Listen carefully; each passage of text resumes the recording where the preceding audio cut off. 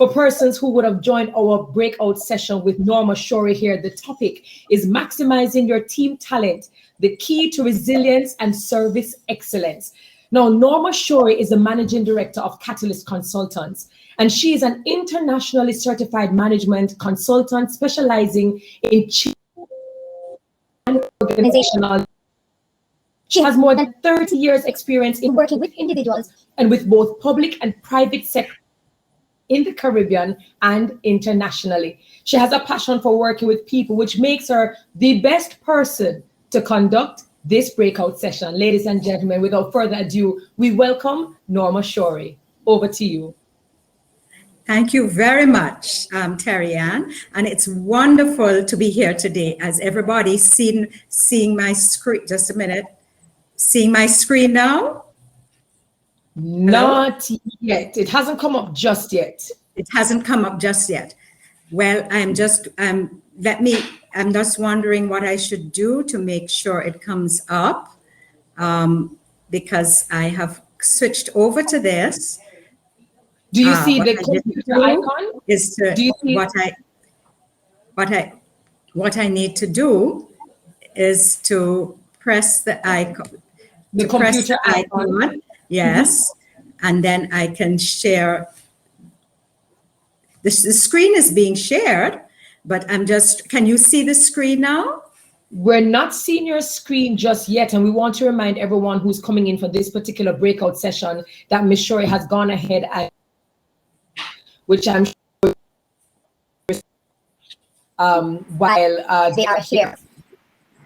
Right, but I want them to respond to the first poll, and the one that is around how satisfied are you? But I'm just wondering, I'm not getting the screen sharing. So you find the window where your presentation is. Okay, go ahead, Carrie Flo. Right, so just go ahead and click the computer icon. You will see the white window pop up with options to share your entire screen or to share a window. You can click on the option to share window and look for the PowerPoint that is open on your computer. Right. Select it, click on it, and then there should be a blue share button that then becomes highlighted. Okay, click that blue share button. Click on we went through this, and we practiced. No, that is fine. But it's still not. I'm in the window, but I have to press share. Right, and share the window that actually has your PowerPoint presentation. But when I have the PowerPoint presentation, it's not allowing me to do that. So just to confirm, you are not able to click on the preview of the PowerPoint when it comes up on that little share window. Yeah. Sorry, when I am on the share window, then what do I need to choose what I want to share?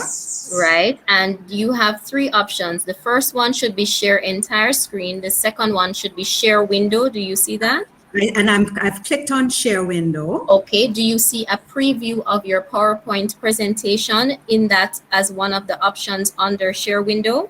No, I don't. All right, so let's do the simpler thing. Go ahead and go back to share entire screen. Yes. And go ahead and select the preview window that is there. And click on the blue share button. And what we will ask you to do is to just open and have your PowerPoint visible. It's open. So click on your PowerPoint now, which you should see, right? Yes. And we'll ask you to focus on your PowerPoint and just go through the slides, and Mr. Carell Reed will assist you with the chat and the polls and the Q&A. Excellent. Is my slide up now? Fantastic. You can see it. Maximizing your team talent, the key to resilience and service excellence. And we just would like to thank everyone for the kind patience. I see Peggy in the comments. There we go, Norma, yes, seeing it. Got it on, finally, all of these things. Okay. Well, it's great to be here with you. I'm not sure if you can let me know how many people are on the session this morning, but this afternoon, because already it's afternoon. But I was really, really pleased to be able to participate in some of the sessions this morning, and some of the things resonated in terms of leadership and what we need to do to get our team together and what we need to focus on. And thank you very much for introducing me. I want to say that quite apart from the fact that my company is Catalyst Consultants and Catalyst help to make things happen, one of the things that is my passion is helping people to work more effectively with organizations and organizations to work more effectively with their people. So I am delighted to be here this morning, this afternoon, to share some of the things that I feel so passionate about, which can certainly support the credit union, which is going to play such a critical role, which is already and going to play such a critical role in our development across the region. Now, I like to begin with the end in mind. And as I begin with the end in mind, I ask you the question, what is it that your customers are looking for? What is it that they value in the service provided by your credit union? And what is it that they would like to see improved in the service offered by your credit union? Because when I'm looking at the theme, focusing on service excellence, we need to understand what is the end game. What are we aiming for? And we are aiming for excellent customer service. So I'm going to ask you to do the poll that is on the side, and it's the second poll. I want to ask people who are on the call, how satisfied are you with the performance of your credit union in responding to customer needs? Are you very satisfied, somewhat, or dissatisfied? And I'm asking you to put your answers in the poll. Now I'm going to ask the support to tell me, will you be able to show the poll results? Hello? So I already, for example, I already went into your poll and I can see, well, the very first question is the one that I'm seeing. What is the biggest challenge you face? No, the second. So could you go to the second one?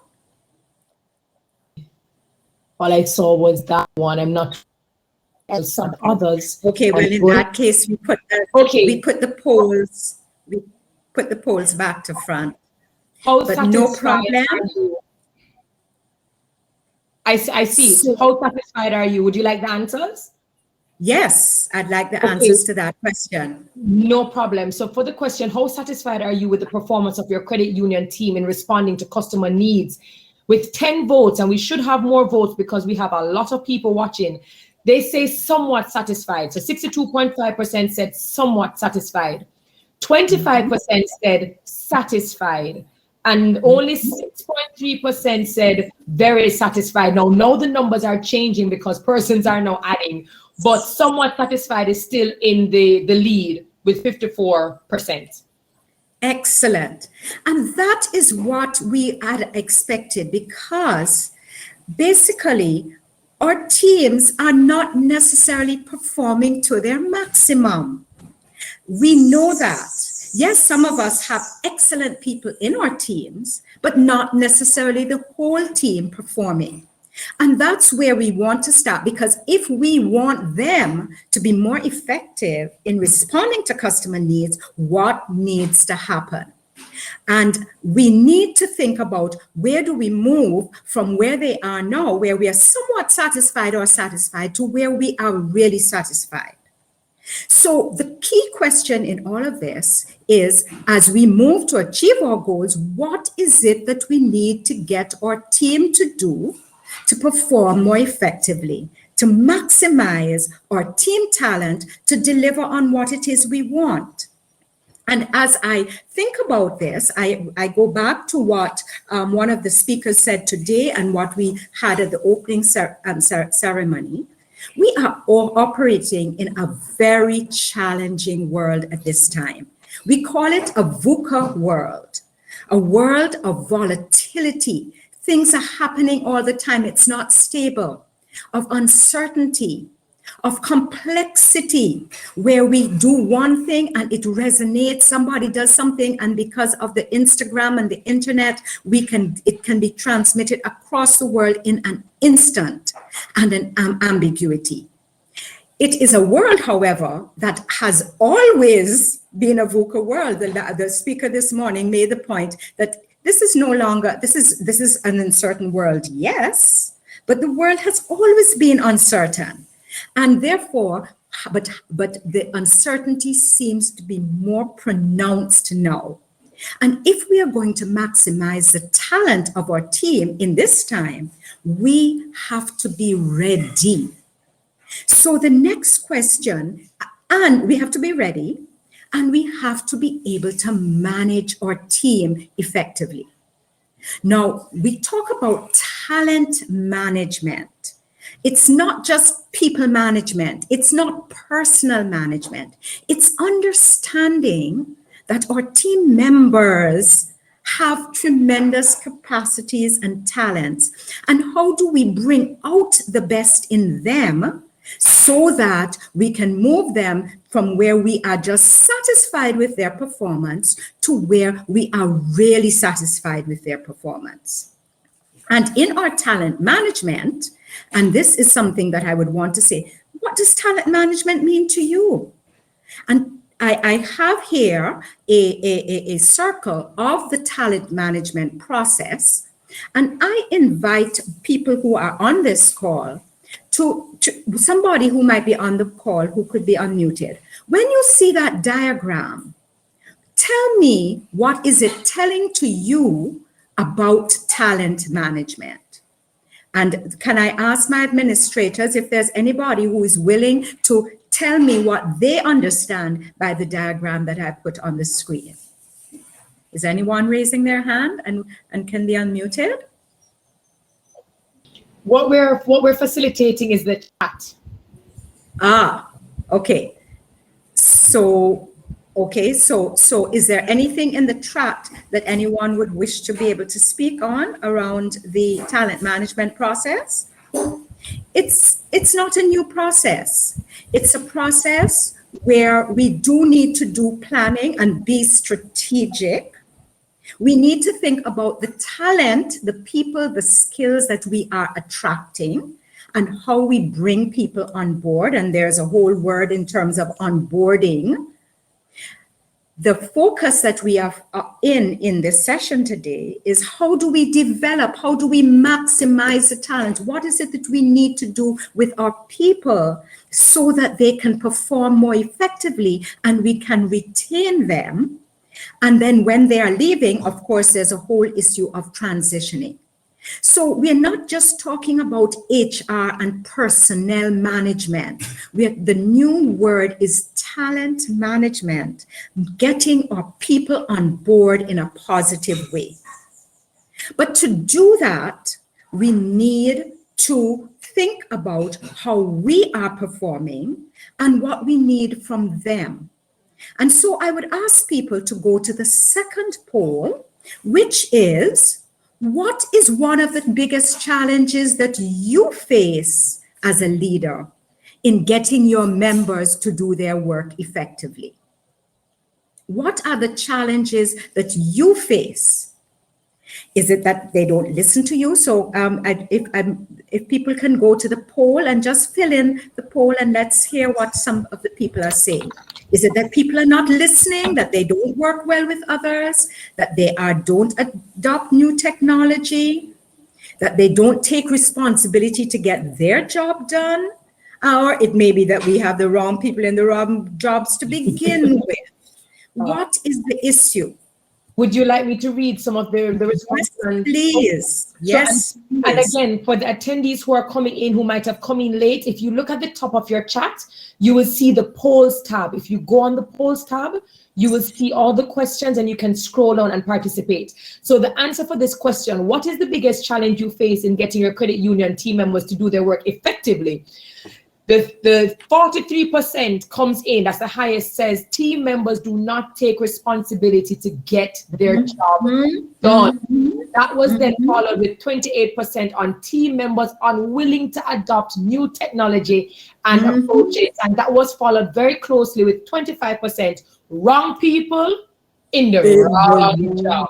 Jobs, absolutely. And guess what? When we are looking, we are identifying it from the challenge perspective, and that's what you want to maximize to get people on board. Because if they're not taking responsibility to getting their job done, what is it that you need to do as a leader? If they're not adopting the new technology, what do you need to do as a leader? And when I talk about leaders, I would like to make it clear that I'm not just talking about the head of the organization, because everybody on this call is a leader in some form or fashion. You might be on the board, you might be a director on the board, you might be the chairman or the chairperson of the board, you might be a manager in the credit union, you might be a supervisor, or you may be simply a team leader in a particular area. But you are a leader that needs to move forward to help people to take responsibility and do the things that you would like them to do. And I'm going to share with you one of the things that I often do in my things. I really look at the performance gap, where your team is now, and where is it on the right-hand side as you would like them to be. That's the performance gap. That's the reason that you have your job. And your role is to help to close the gap and maximize that talent in your team. And let me just say to you that one of my favorite quotes is leadership is the ability to see the potential of someone so clearly that they come to see it in themselves. Leadership, the potential to see the capacity to see the potential in someone, that they come to see it, which means as a leader, or as leaders, we need to be really interacting in understanding the people that we are leading. And we know it when we have children around us, because we know that lots of children around, and you can see that one stands out and says, you know what, that person has a lot of potential in this area, and that one has a lot of potential in this area. They don't necessarily know it themselves. But we as leaders need to bring that out of them, which means that we have to help to have the skills to close the performance gap. Now I'm going to share with you another slide that I use. It's a little bit, I use it a number of times because I'm asking you to think about what is your leadership style that you usually use. And as we look here, you can see many different types of leadership styles, and you can name them for yourself. At the very top, and moving clockwise, is somebody who is coaching. Then there's somebody that's actually nurturing. In the little diagram, you would ask yourself, well, which one is the leader? Is the leader standing on the backs of everybody else and pushing them down? Or are you the one at the bottom helping people to move up? Then, of course, there's guiding. And then there's the autocratic leader, do as I say. There's another type of leader who is steering the ship, keeping things on an equal keel. And then there's a leader who is always fighting fires. My goodness, there's so many priorities and urgent matters that I don't have time to lead. I'm just outing fires. And of course, we have the dictator. Get down on your feet. Do as I say. Don't do anything else. Just listen to me. Follow my instructions. And of course, those who are guiding. And then there is a laid-back leader sitting back and say, all right, you all do it. I'm going to direct you from my comfortable chair. And then there's a leader who is hands on deck with everybody else. So I ask you as a leader, what is really the typical style that you have? Because we all have a default style. What we need to recognize is that the same style does not work in the same situations with different people. And so we need to adopt different styles in different situations. But whatever it is, you need to ask yourself, what is it that I need to do as a leader? What do I need to do to maximize the talent of my team? Do I need to coach more? Do I need to support more? Do I need, obviously not the dictatorship, but do I need to encourage more? And I'm going to challenge you all. I'm going to say to you, you know what leaders need more of? They need more cash. Cash? I know you're asking me what I mean by cash. Well, this is what I mean by cash. If you're going to be an effective leader, you need to have the knowledge. You need, and we talk about people's intelligence. Knowledge is the academic cognitive intelligence. It's what people do to do great in their CXCs and their 11 plus exams and their university degrees or whatever else. That's the knowledge, the cognitive ability. And then there are people who have skills, technical skills. And then you know that people growing up all the time, there's some people that can always just put 2 and 2 together and they can fix something very quickly. That's the technical intelligence. But the key issue around this, the bottom, what underpins it, is the emotional intelligence.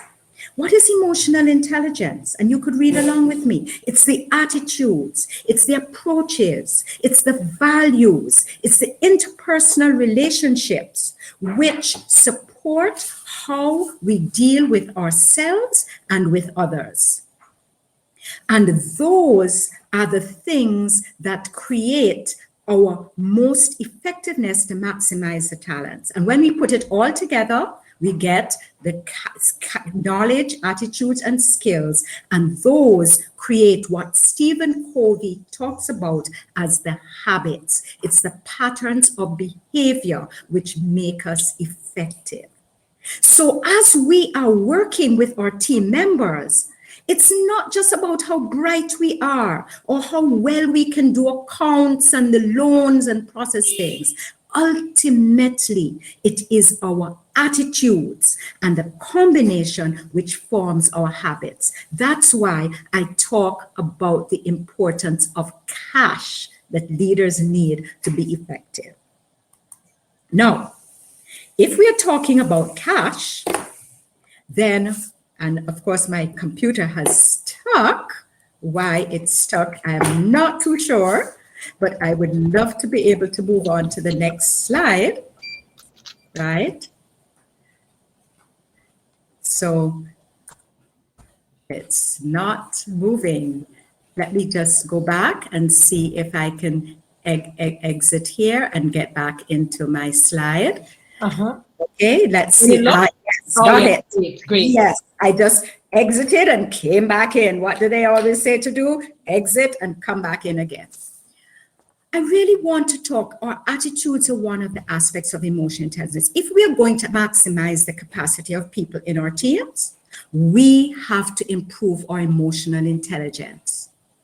And it means that we need to understand, we need to recognize, understand, and manage those emotions in ourselves. When things happen, how do we respond rather than reacting? When people are getting upset in the workplace, how do we calm them down? What are the approaches that we use that create effective relationships with ourselves and others, both in our personal lives and in our work lives?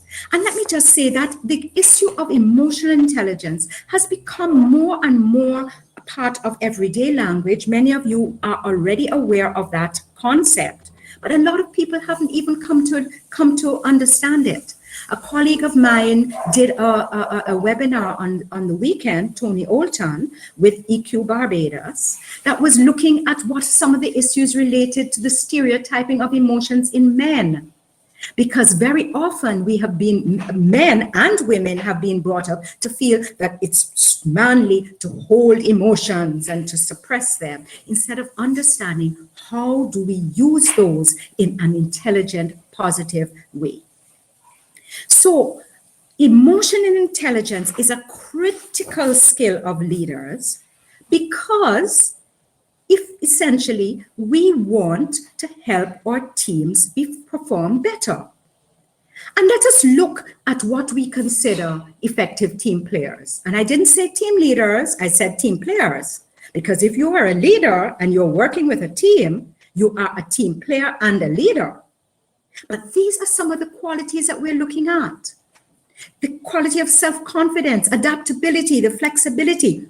Key one there, sense of humor. How do we get people? Yes, there are going to be so many difficulties. And in this time of COVID, this COVID time and post-COVID time, I don't know when it's ever going to be post-COVID. The sense of humor, to bring that sense to people, is very, very important if you're going to be effective. Which means that you need to have a high tolerance for frustration. Frustration is a key element in our lives. And if we are going to be effective, we have to be able to manage that. You know, one of the problems of this era is that the level of tension is so high that it impacts our performance and our service delivery. And then, of course, an effective team player is sensitive to others and engaged. And that is what you were talking about when you saw the difference between where you felt satisfied and somewhat satisfied with your team, and where you were not satisfied and where you recognized they could grow better. So it's very nice to look at the qualities of an effective team player, but we also recognize that if we're going to maximize the team, we need to recognize when there is poor team working. Now, I specifically put on team working, not just teamwork. Teamwork is an easy term. Team working. And on the left-hand side of my screen, you can see that when you know that there's poor team working, people are grumbling and saying things under their breath. There's a low commitment and morale, and there's a lot of competition between people, and you can see it on people's faces in the body language. So they'll turn up at work, but they will be frowning or just dealing with the customers in a very straightforward way. We don't want that. We want our customers, if we are going to be successful and resilient and sustainable, we want to have, beginning with the end in mind, to have customers that are satisfied. We don't want to have that negative body language.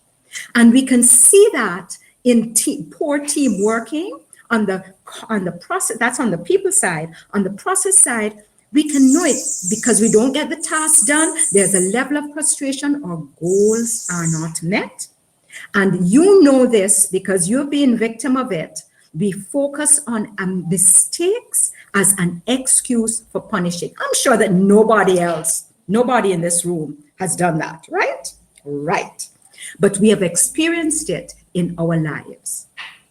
So all of these are things that are of the poor teamwork that really inhibit maximizing our team talents. And we need to be conscious of the negatives so we can switch them back and help to build these in the positive.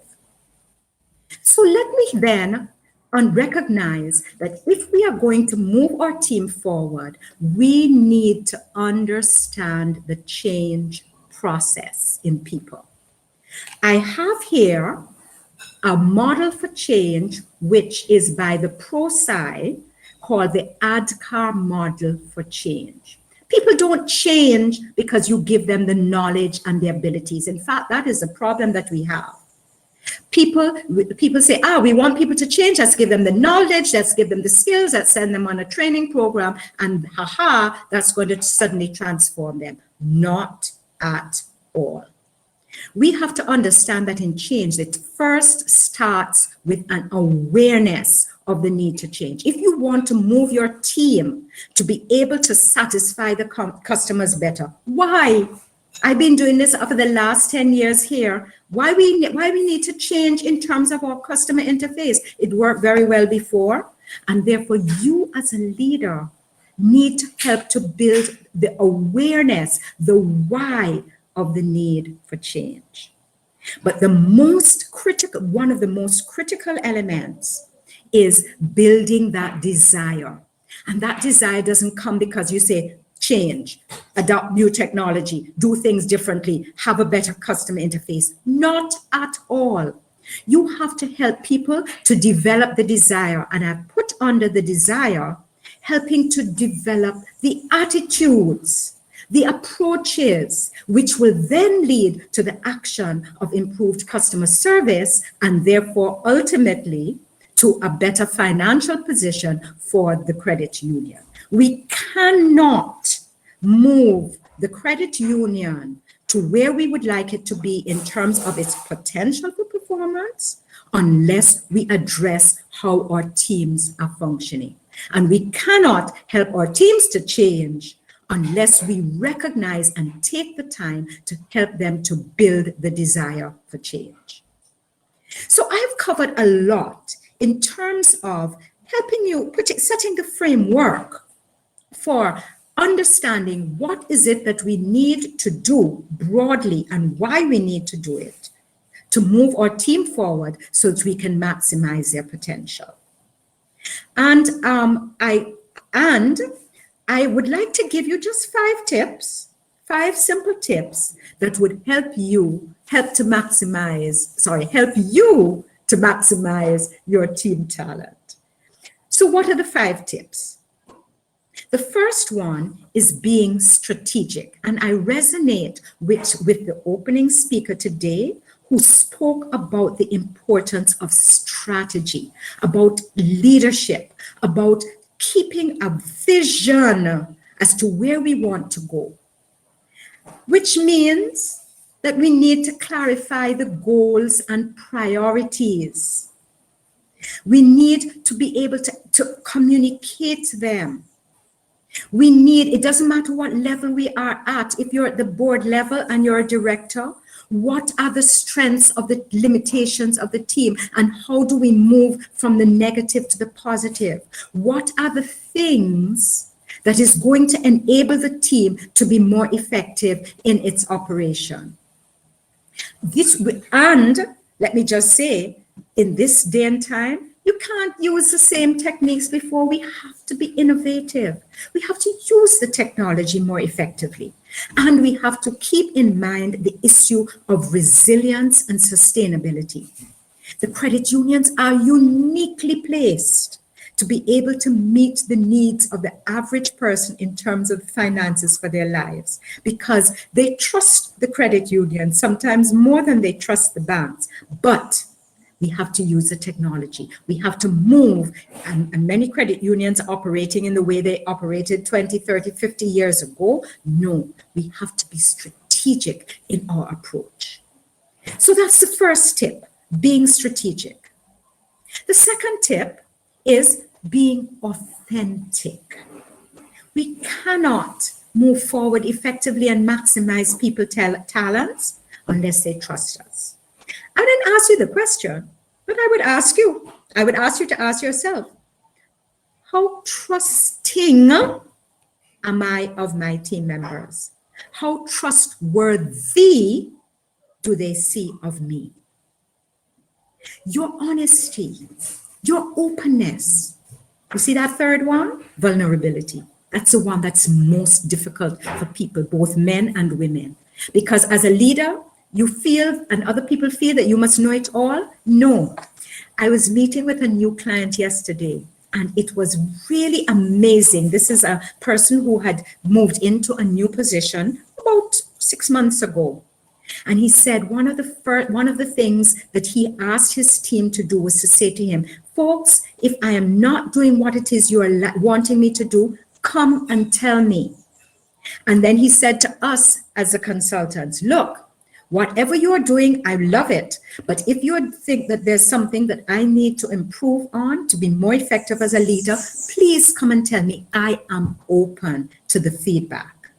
And when we can be vulnerable, when we can know that we are not perfect, that enables other people to be able to give us a feedback that would help us to grow.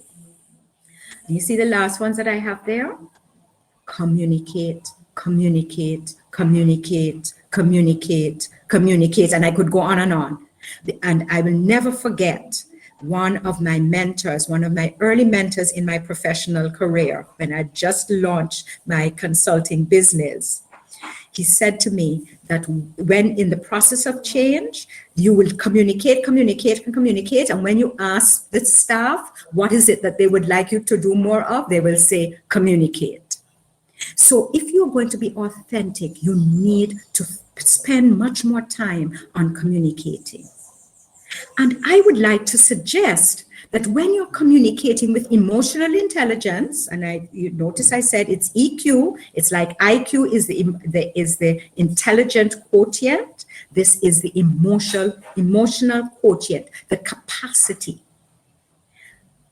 Ask you a couple of questions. Are you clear in developing and sending your messages? How clear are you? Do you pick up emotional cues as you prepare your message? Are you attuning to people? Are you dealing easily with difficult issues, straightforwardly, honestly? Stephen Covey at the bottom right said, you seek first to understand, then to be understood. And if we as leaders would seek first to understand, to listen first, to listen actively, not just listen, say, good, thank you very much for your point, let's move on. Seeking mutual understanding. It's not just what a person says, because we can see in their body language that there are many other things that are impacting them. Do you welcome feedback? Do you respond vis-a-vis reacting? Do you remain calm and receptive when people are giving you feedback and you are uncomfortable with it? Or you say, man, they shouldn't have said that. I'm saying to you that if you are going to be as effective as a leader and be authentic, you need to learn and develop and practice skills of being more effective in your communication. I would be happy if there is anything that anyone, do you see any comments in the chat? I would really love if my administrators, if people are putting comments in the chat, to bring them to my attention, because I'd be happy to respond to them as we go through. No problem. No problem. I'm checking the chat right now. There are no comments or questions just yet. I don't know if they're actually waiting for you to close out. Ask a question. Okay. They've gotten accustomed to waiting before asking. Absolutely. And so I would ask the question of people, how effective, what is it that you think that credit unions could do to be more effective in your communication? What could you do to be more authentic with your team members? And perhaps as we go through, people will be able to put some points in the chat that we could raise, that could you bring to my attention, and I could weave them into the presentation. Okay? So please feel free, Kelly, as if anybody raises a question or point, to bring it to my attention. Absolutely. That's what I'm here for. Absolutely. Excellent. Okay. So this is the second tip. The third tip was being agile. Well, I don't need to say too much about that, because in these days of COVID, agility, flexibility, adaptability is so key. And it's difficult for people to navigate the hybrid, the blended workspaces. Some people are working remotely, some people are there. Some people, if you're working remotely, how do you get access to the information that's in the office, in the files? If you are working in the office and you need to reach someone, how do you reach them quickly when there's an urgent question? You can't just go next door to them, next door in the next room, in the next office. How do we keep the communication open? How do we keep our teams connected across the different spaces? And one of the wonderful things that COVID has taught us is all the things that we said we could not do through technology, all of a sudden it's become it's become possible. We couldn't sign things, we couldn't do legal documents, and all of a sudden it's possible. And the credit union is evolving, being more agile. But we need to recognize that everybody is not on the same wavelength. And we need to anticipate the resistance that people have to change. Remember what I said about change? The ADCAR model? Do people really understand the why? Very often the resistance comes because they don't understand why you're putting a new system in place. Do we take the time to express it in a positive way? And of course, in being agile, we would need to plan for our business continuity and our business sustainability, because agility is critical in these uncertain, changing times where there are tremendous opportunities if we would only see them and grasp them. So we have talked about all of these things about being agile. So I said 3 so far. Be strategic, be authentic, be agile, be flexible. And when we are agile, we recognize that people will come together better. When we are agile and authentic, people come together better. And a team is, you all know, it could be actually together everybody annoys me, but rather we are looking to achieve more when we work more effectively together. So, my 4th tip is a tip that is so important for leaders in these times. Be caring. You know something? Our team members are going through so many challenges, dealing with homeschooling and remote work, and then the stress and the emotional stress of the lockdowns. It is really, really stressful on people. We cannot expect people to just turn up at work and continue to do what they've been doing all along without having stresses and negativities out of the stress. And one of the most important aspects of an effective leader in these times is being caring, being an influencer and inspiring. What have you done within your team to bring periodically, not every single day, to bring periodically inspirational words? Do you have to do it all the time? Can you set up a situation where other team members bring something that they felt particularly inspired by, something that is spiritually uplifting, somebody that brings a sense of joy? When you're looking to support and motivate your team, it's not just about you doing it.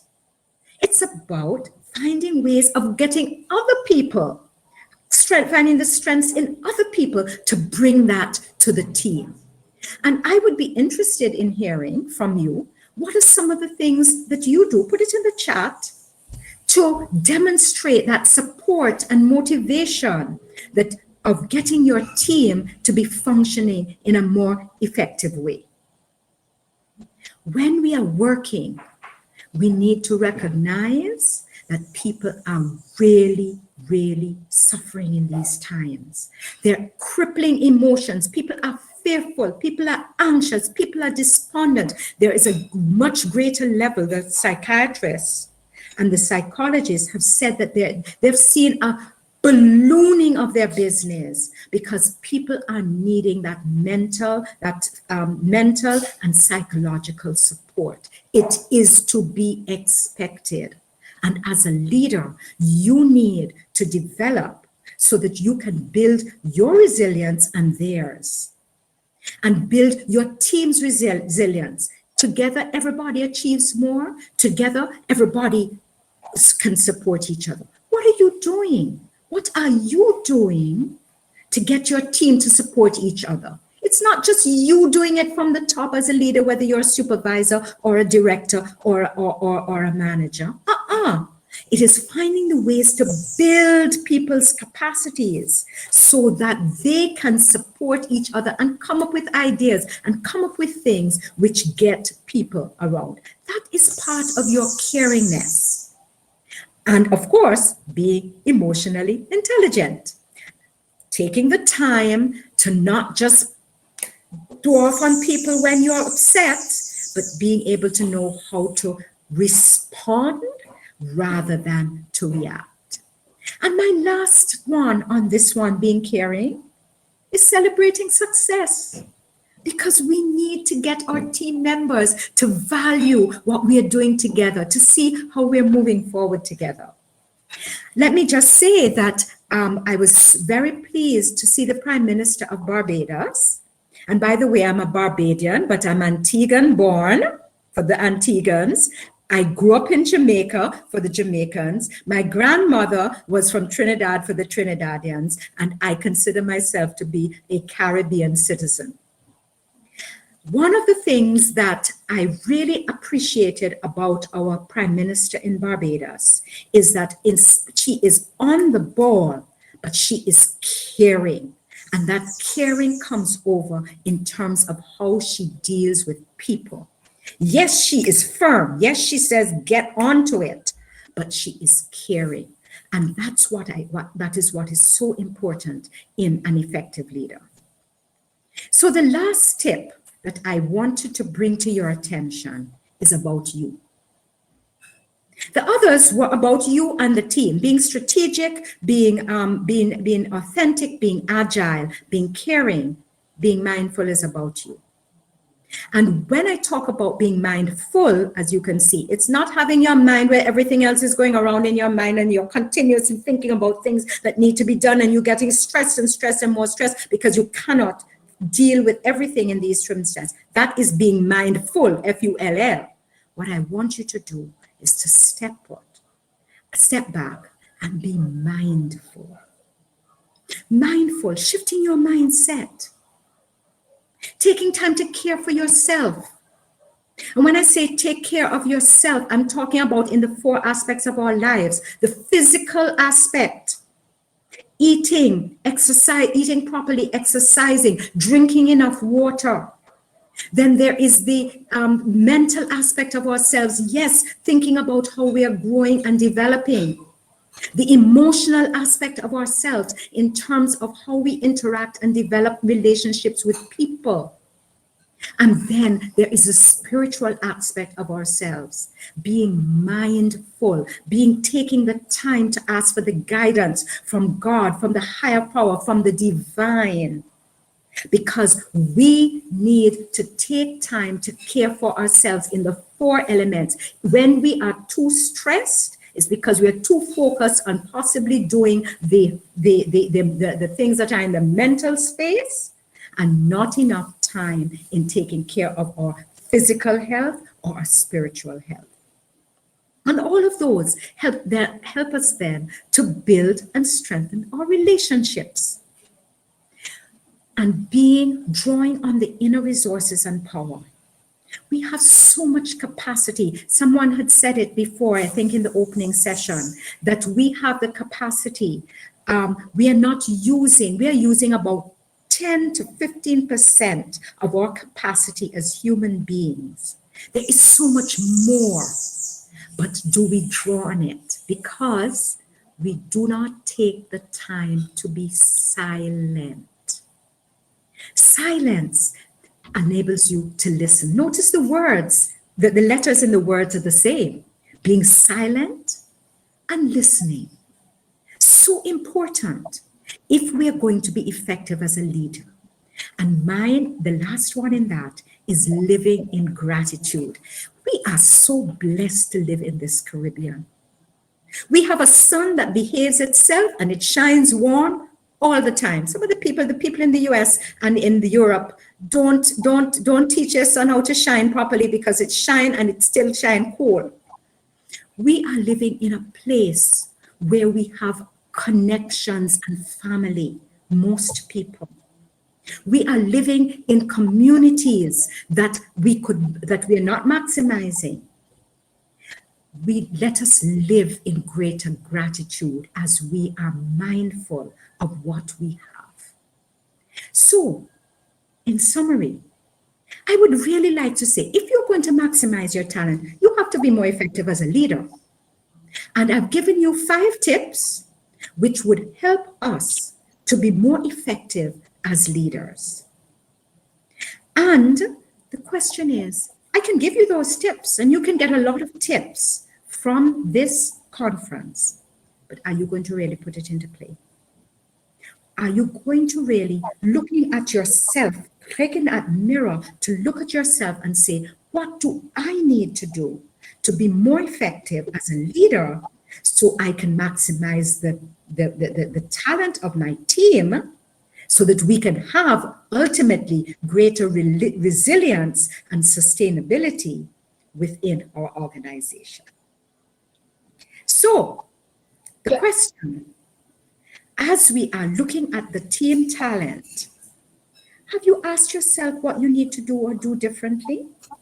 What do you need to avoid? And I'm wondering if there are any comments in the chat that have been coming in. Yes, there is. We're actually 3 minutes before we run out of time, and I really want to actually get in a question, but I did not want to interrupt your outro. So have you completed that? I may now ask the question. Yes, indeed. Well, first of all, very quickly, Melaine says coaching is essential now more than ever, especially for employees working remotely. Jermaine says she agrees with Julie, who said emotional intelligence plays a key role in managing and maximizing the talent of a team. Excellent presentation. And the question that we have, and I had the same question as well, is how do we deal with conflict resolution? So we hear about emotional intelligence, we hear about EQ, we hear about communication. Today, we know a lot of things happen because of conflict resolution. Any tips in terms of how we can practically deal with the resolution, deal with disagreements in a respectful manner where parties go away understanding their roles without taking things personally? Wow. Now that's a whole webinar in itself. And the way I'm going to answer it is that there are, in every situation, there are 3 sides. My side, your side, and what is true. And the way that one of the key images that I use in looking at conflict and differences is ask people to draw a 6. And if you just draw a 6 on your sheet of paper or whatever it is, or just imagine a 6. Now the 6 is coming from you facing this way. If you go on the other side of the 6, what is it? It's the same number, but it happens to be a 9. And it helps us to recognize that there are always different points of view. So sometimes we have to stop trying to push our position and listen. It is sometimes we have to stop and say, okay, what is your perspective on this? What is the value of this? And take the time to answer, to get people to take people to the why. Why are you doing this? And why are you having your perspective, which I am going to value and validate before I jump in and say you are wrong? And we could go a whole ring on this, but I really appreciate that context. As if we're going to maximize the potential of our team, we need to recognize that there are always different perspectives. Ours is not the only one. And the most effective leaders are humble, authentic, and willing to listen. Thank you very much. That's a perfect answer. And we want to thank Ariel Branford for having asked the question about speaking of conflict resolution. We see other comments such as empathy allows team members to be vulnerable to you, which in turn gives you the leader the opportunity to lead, guide, and coach. Excellent qualities. Persons really resonated with your presentation. Someone also says, always give team members the opportunity to voice their opinions on matters that concern the department, and by respecting their opinions. Certainly as a manager, conflict will happen. We are all independent thinkers, and I think as managers, we are to encourage persons to think independently. But when we have those choques or those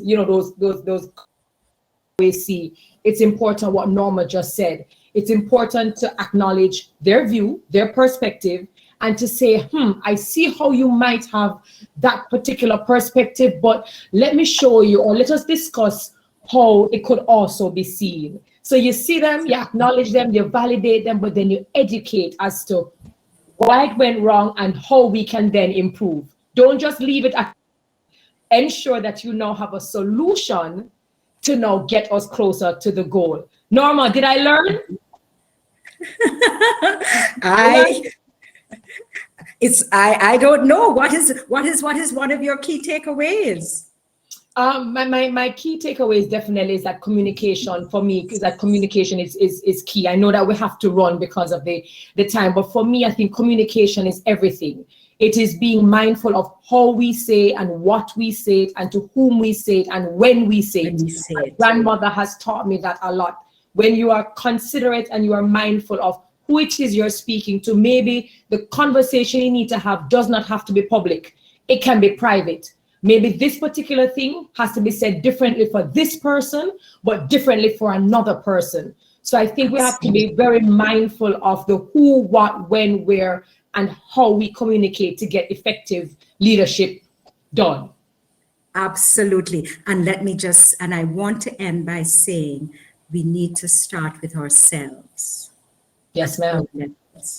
Thank you so much for participating in this session. For all of you, I wish I could have seen some of the faces in the presentation. One of the difficulties as a presenter is that we don't get a chance to see and interact with you, but you have seen me, and I thank you for sharing some of my passion as we are seeking to maximize our talent and create the best organization that we can have. And it starts with you. Thank you.